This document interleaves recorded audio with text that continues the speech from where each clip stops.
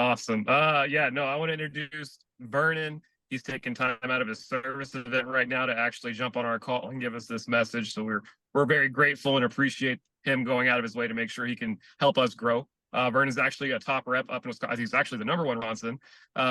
He crushes it. He sold over $500,000 last year in Cutco. He's actually been with Cutco since 2010. He's over $2.4 million in sales personally. And last year at his malls, he sold over $42,000 himself, just like at their mall up there. He was actually one of the top 5 reps in the malls at like all the malls across the country last year. So I thought, who better than somebody who's already crushing it help us to start doing the same thing at ours? Like we take for granted the opportunities we have sometimes because we're so used to doing state fairs and everything else. But every event can be whatever we want it to be. And Vernon's here to tell us how he makes his a top tier opportunity. So let's hear it, Vernon. Appreciate it. First, I'm just very humbled and blessed to be speaking in front of all of y'all. I look up to a lot of you guys on here. So this is a huge honor. So I just hope that everyone here gets at least one good nugget. Now I gotta say, Foss, that short, sweet, simple talk was amazing. Like I think the first thing I thought was, wow, if net talks were like that, we'd probably have like 70 talks, or it'd be like half a day of like amazing knowledge. So thank you for that. Um, so yeah, I over the last couple of years, I've gotten really passionate about malls. And when I first started working at my mall, it didn't go like anywhere near that I was hoping to, but I just knew that there was potential. So to give you an idea, the very first time, at least on event analytics, that my mall was worked is the Fox River Mall in Appleton, Wisconsin. It did $4,600. And over the last 2 years, we've had back-to-back 100K years. So I just wanted to share that with you, where it literally doesn't matter like where your mall is at right now. You literally have no idea where it could be, in a few years with some changes. So when I started personally working there, it was in 2017. Um, Me and another rep did 12 grand. And then the year after that, it was just me, and I did about 8,200 bucks. And I think at that time the mall was like 5 grand, something like that. So, you know, clearly didn't make any money. But I knew that there was potential. And you know, this was before, I was a seasoned CSP and all that, so I didn't have like negotiation skills. I definitely wasn't anything like Calvin, but I just straight up went to the mall manager. I'm like, we got nothing to lose because I'm the only CSP working this thing, so if I don't come back, probably no one else is. But I basically just went up to her and I was like, hey, look, I would love to continue to be here and work here literally every single year over the next like couple of decades. But right now, it's just not working well for me. And for me to come back, these are the things that I'm going to have to see happen. And for me personally, it was getting out of the kiosk, the actual kiosk that I was in, because it was not set up in a good buying environment. And shout out to Seth Kinzer, because I remember calling him actually that year when I sold the 8,200 bucks, and he was teaching me how to present, like, here's how it's a win for the mall, here's how it's a win for our clients, here's how it's a win for me, but mostly here's how it's a win for you in the mall, kind of thing. And transitioning to the table setup. And I also needed a different location because I knew this certain wing that I wanted to be in is where probably the majority of the traffic flow goes. And I also needed the price to be chopped down a lot. I was just like, just to be honest, I didn't even break even. You know what I mean? So we can work on these three things. I will 100% come back next year. And she worked with me. And I also invested a lot of money, like a few grand of my own money into a table setup and just getting that to look really, really well. And that very next year, us as a mall, we did $46,000. So I went from 8,200 bucks to the very next year doing 46,900 bucks. And then in 2020, we took a dip and did 40K. And then in 2021, had our first 100K year, 104. And then last year did 112. And this year our goal is to do is either 125 or 150. So I definitely have, I treat them all like my baby. I'm very, very proud of that. Um, so I just wanted to help paint that vision for all of you. That's one of the first things that I tell people if they're not happy with their mall results is first just look at the location. Walk around the mall even now, walk around during a weekday, walk around on a weekend if you haven't already, and just see where the hot spots are, right? Sometimes being in front of the really expensive stores aren't the best places for the booth, right? I'd much rather be in a higher trafficked area than in front of like an expensive store where maybe there's not a lot of people there, right? Because I'm actually not that close to our expensive wing. We don't really have like that expensive of stores. Um, but I'm just in an area where I'm like right off the food court. And like I said, probably 90% of people go by. So most people that are going to be in that expensive wing are probably going to come by me anyway. Um, so location is huge. Obviously, we know that, and I'll get into the other ones here.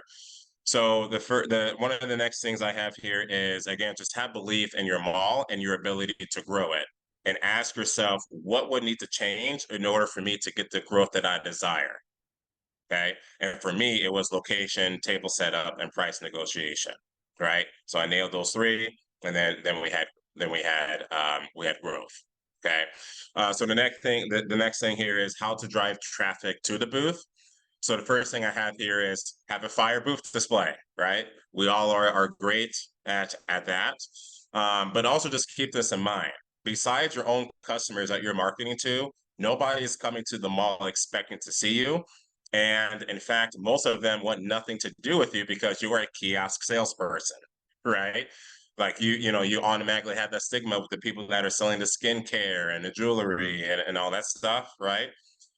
And most people have an agenda of the stores when they go into the mall, right? So the question that you need to ask yourself is how are you going to attract them to your booth? What's going to make you stand out besides, a knife booth in the middle of the mall kind of thing? So what's going to attract you to them? The great thing is obviously it's coming up on the holiday season, Christmas season. So decorate your booth, Christmasize it, right? Remember when we were demo reps and it was the holiday season and your manager had you Christmasize your demo, they had you Christmasize your blue book, you would wrap your blue book and gift wrapping paper and all that.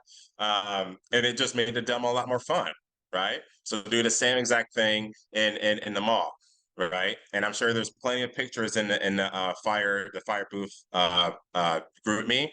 But like this last year, shout out to my wife Mandy. She got a lot of like mini Christmas trees and ornaments and garland and bows and little gifts, gift bags and gift boxes, and just decorated the booth. So right away they were coming up and they were just already in a gift mood and a gift mindset because they just saw it everywhere.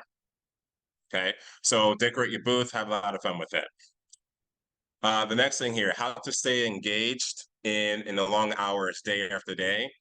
Kind of like what Matt was saying earlier, I treat this like my second state fair because that's exactly what it is for me. So I had on here also focus on your energy, and that was one of the first things that Foss said.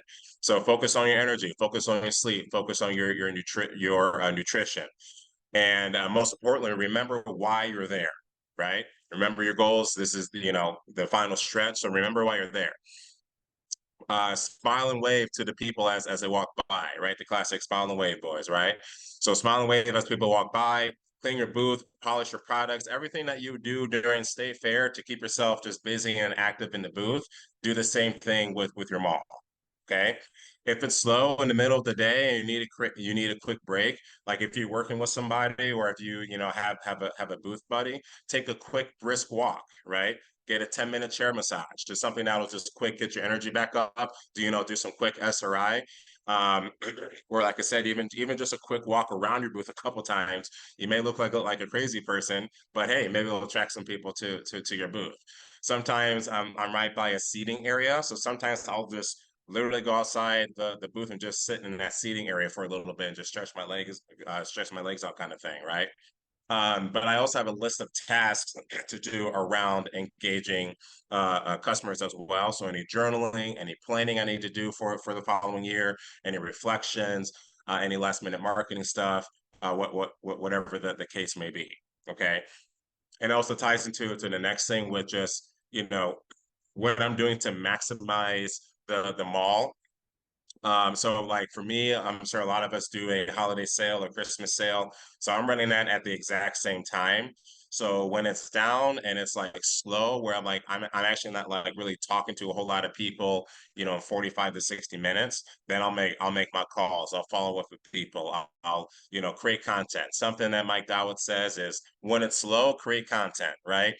Take some pictures of your booth, post it on social media, make a quick video, put it on social media, whatever you want to do, something that's just keeping you busy, something that's going to create future CPO.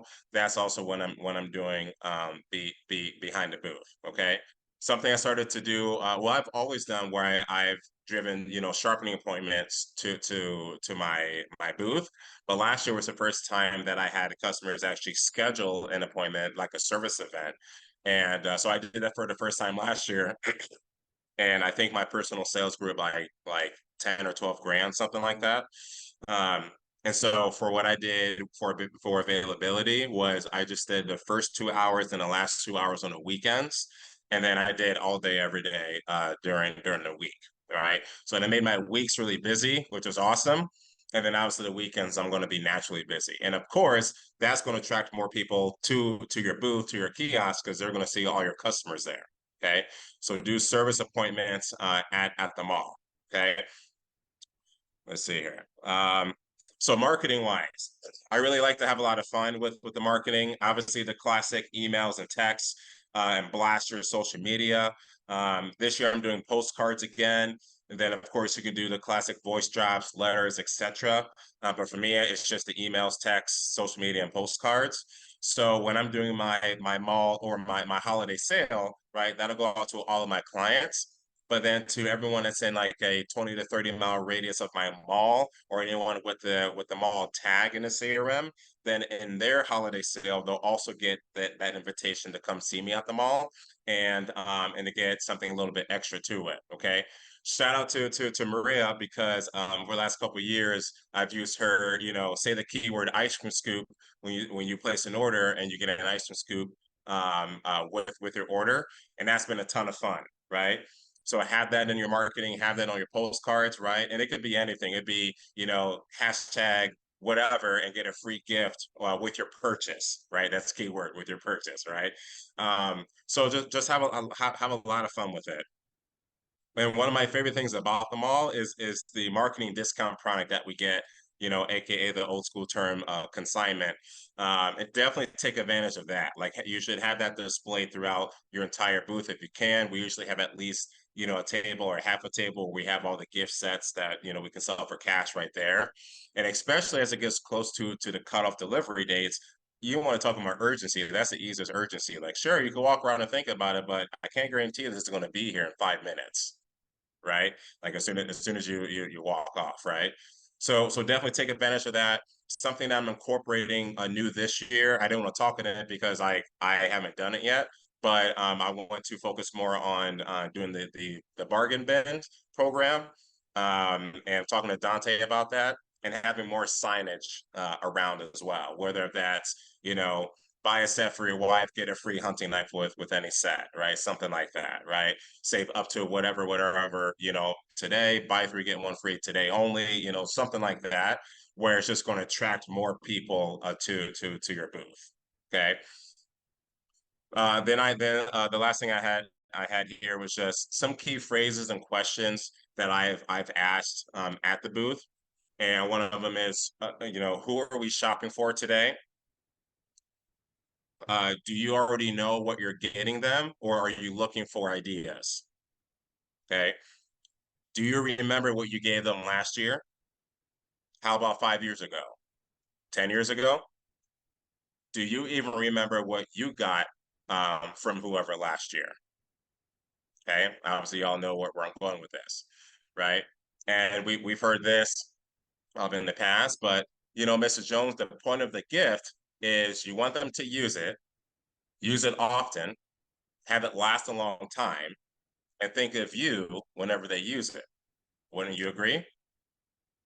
That's why our customers love giving Cutco as a gift, because it's going to do all of those things for them, right? Again, put yourself in your customer's shoes. Like, why would you give them knives, right, for Christmas? Okay, this is a generational gift. If they receive Cutco as a gift, that's the easiest, right? How long have you had your stuff for again? Oh, this has been for you got this from your wedding 30 years ago, and who gave it to you? Oh, your aunt did. Okay, I'm curious. What other gift have you had over the past 30 years that you've used every day, it's still in good condition, and you remember who gave it to you? Oh, you can't think of anything? Interesting, right? But wouldn't it be nice to give that gift, to give the gift, or would it be nice to give that same experience to one of your loved ones this year? Right? Wouldn't it be nice to give the gift of that same experience to blank this holiday season? Right?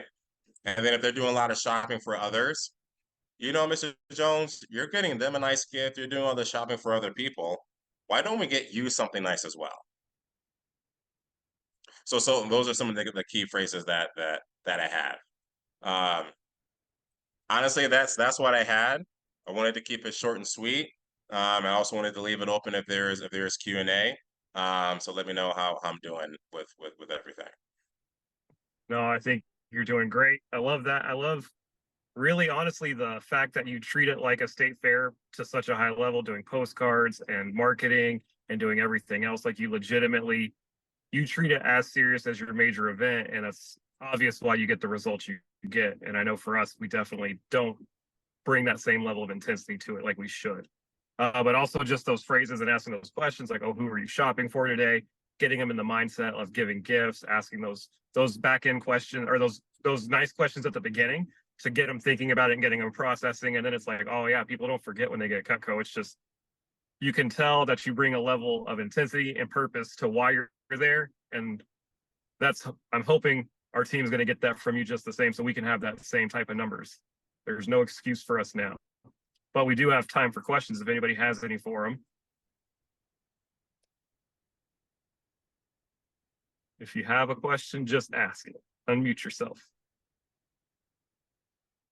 I have a question, Vernon. So I know you do sharpening appointments. You talked about like first couple hours, last few hours.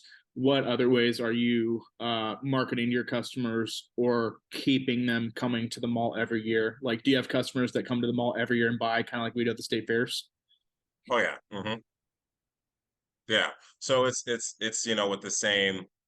It was like Calvin was saying, just the same marketing that I do. I make it fun, like what I do for the Wisconsin State Fair is I send out golden tickets for my postcards, so they feel like Willy Wonka in the Chocolate Factory. So like they literally come like, Vernon, got my golden ticket.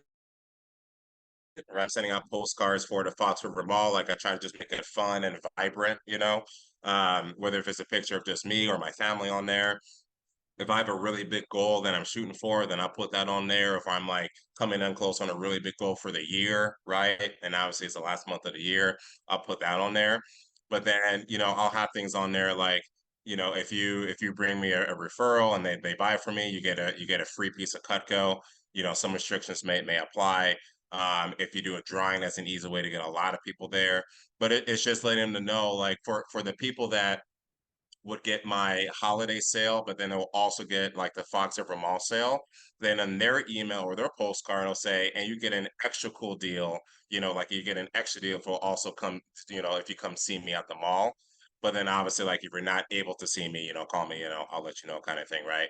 So, and then just really pushing it on social media, right? And then, of course, posting pictures with your customers, which I haven't done a lot this year, but posting pictures of your customers buying and all that. So they just see that social proof and then see when people are bringing their knives for you to get sharpened, right? So they see that proof. And it definitely it definitely allows me to help. It helps with B backs when they're like, I meet someone in the area that has their knives and I'm like, oh, you can actually come bring it back and I can sharpen it for you, right? So it just gives me that extra opportunity with them as well. Does that answer your question? Hey Vernon, this is Brian. I'd love to ask real quick. When you think about the marketing, you did such a good job laying out some of the marketing and advertising you do. If you were kind of coming into this from the perspective of, maybe we're not positioned time wise to get print marketing and things done, how would you prioritize your marketing dollars or time invested? Do you find emails? Do you do text blasts? What do you think has given you the best response? And then secondarily, you said you do about a 20-mile radius from the mall. Did I hear that right? Um, for this one, honestly, I probably would do 30 to 40 just because it's a mall that people travel to. I've had people drive like an hour and a half to it. Uh, so I'll probably do like 30 to 45. And obviously it just depends on, the demographic and the geography of just your mall and your clientele. Um, but I'll say for sure, email and text. I would still say, I know obviously it's November, but I would still see just what the timeline could be for postcards and like if you could still get them out. And if you couldn't, then I would just like attach like a cutout of a coupon or a postcard in your email, right? So it's like they can still bring a postcard to the mall. Um, if you can attach even like a picture of it to a text, I would do that.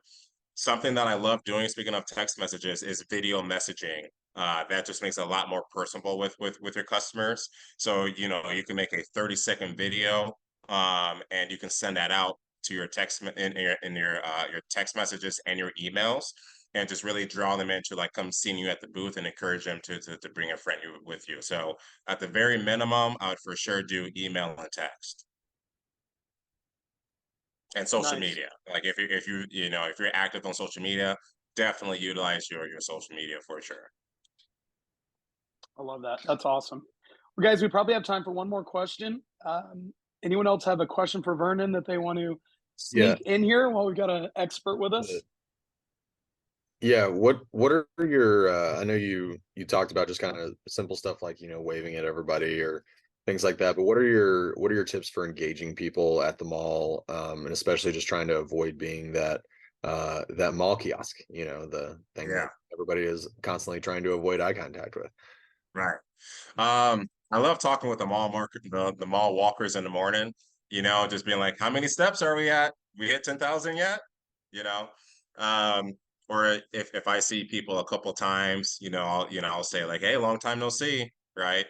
If obviously if they're like kind of like looking at me, then I'll either say hi or I'll just, say something corny like, you're probably wondering why there's knives in the mall, or hey, you looking for sharp gifts this year, So it just all depends on the situation kind of thing.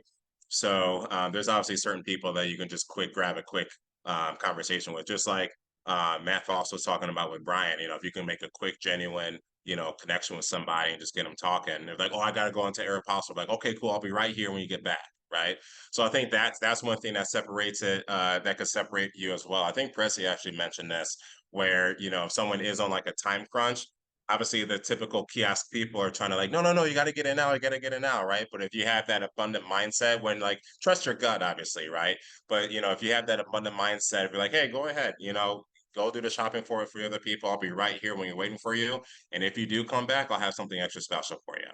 Right. So that way they just feel really good. Like, wow, a salesperson's like just letting me go like that. And I'm not talking about during like the objection cycle. I'm just talking about an initial, like, maybe a minute or two of that building that rapport, trying to like get them engaged, or like, hey, I would love to chat, but I just gotta, there's these certain stores that I gotta hit up. So you let them go like that, then that would just, make them more inclined to come back with that. So yeah, saying hi to the mall walkers, people that you see a lot, when you see like the custodians, just chopping it up with them, that those are like some of the little things that I'll do. That's fantastic. Vernon, do you have time for one more, or do we need to let you bounce? No, I'm good. So, Anthony, you had asked in there about mall specific objection role play. I don't know if we have time to do a whole lot of that, but is there a specific objection that we get in the malls that you maybe want to bounce off Vernon, give him a chance to let us bank that? Yeah. From what I've noticed, there's kind of two or three. One of them is, are you a permanent location here? That's a common one, which obviously we don't get at events because that that doesn't exist. The other one would be like, do you have stuff in stock? And obviously we have certain things in stock, certain things not. So how do you handle that? And then trying to think if there's another one. Those are the main two I would say that are unique specifically to malls. Yeah. So the first one, the permanent location. And part of this is from Brandon, where it's like, no, we're actually rarely here. Right? It's rare that we're in the mall, which is true, right? You're only there for, maybe 1 month, unless, you're doing it year round, right? But no, we're actually rarely here. So, if this is something that you're looking for, this is the perfect opportunity. I actually thought one of the questions you were going to ask was, are you going to be here for the whole month? You might actually hear that more than the permanent location thing, right? So when customers are like, well, you're going to be here tomorrow, right? Or you're going to be here next weekend, right? And you hear that stay fair, right? You guys are here for the whole damn month, right? So I'll just see you, in 2 weeks, right? So I feel like you'll know how to handle that. But either way, I'll say, most likely, obviously, yes, we're scheduled to be here. However, just being real, obviously, when most people tell me that, what ends up usually happening? Yeah, they don't come back, right? I'm not saying that you won't, right? I'm just saying my 13 years, I would like, shout out to Matt Foss, I would honestly be shocked if you did come back next weekend, right? And then a follow-up question would just be, hey, just curious, what would be the difference between you getting it now and next weekend? Right? Because then in there, they'll give you like the true objection, right? So that's how I would handle that one. If with the permanent location thing, sometimes I'll be like Cutco sassy with them and be like, it's not permanent. We try to come back every year. It just depends on how sales go. So either helping or hurting. And they always laugh at that. Have fun with them, obviously. And then with the if you have things in stock, then it depends on the time of the I guess like the dates of when they ask that, right? Because I go back and forth if I want to like hold some of that for when like someone like actually needs it by Christmas and it's like past the cutoff dates kind of thing, right? But either way, I could say, well, I could probably check for you, but what is it that you're looking for? Right. And I'll just turn it right back to like, what is it that you're looking for? And if they're looking for, steak knives or something, like a set of 4 or something like that, I can say, well, I can see if I do have some here. When are you looking to get it by? And let's say this is the beginning of December and they want it by Christmas, right? Then I just say, oh, well, we can order it. You'll get it. You'll probably get it next week, honestly. They're like, oh, okay. But if it's like, closer to the cutoff date and, whatever number that you have, you always want to use the word only. Like, okay, so I went through my inventory. We only have 5 sets left of the steak knife sets, right? And that might seem a lot, Mr. Jones, but we have people all the time and they'll come up and they'll buy multiple sets for all their kids or grandkids. So like, you can walk around and think about it, but I would honestly hate for you to come back literally in 10 minutes and all of them could potentially be gone because it's happened before. So all I'm saying is if this is for sure what you want and you can swing it, I would personally suggest to you that you should just go ahead and get it from me now because I can't hold it. Does that answer That's your money. question? That's money, man. You can just tell you have the discipline that we take. Scripts and approaches you've taken with that, and it really shows. So Calvin, I'm going to turn back to you, man. You want to take us home? Yeah, as soon as I mute myself. No, I love it, Vernon. Obviously, we're super grateful. Everyone give him the Kelly round of applause. We all know how this works. We appreciate you taking time out of your day, crush your service event. Vernon's a rock star, guys. I got to work with him for my first time this year. I got to watch this man hold these customers hostage and get those credit cards like no other. Like, he knows what he's talking about. So he's giving us the goods and we're very grateful for it. But other than that, we're going to move on to the next part of our fun part of the day, which is shift picking, which is why you all showed up here. So Vernon, thank you. We appreciate you. If you ever need something, we're all here. We'd love to speak on your calls if you ever need us. Appreciate it, y'all. Crush the rest of your year. Let me know how else I can bring value to you guys.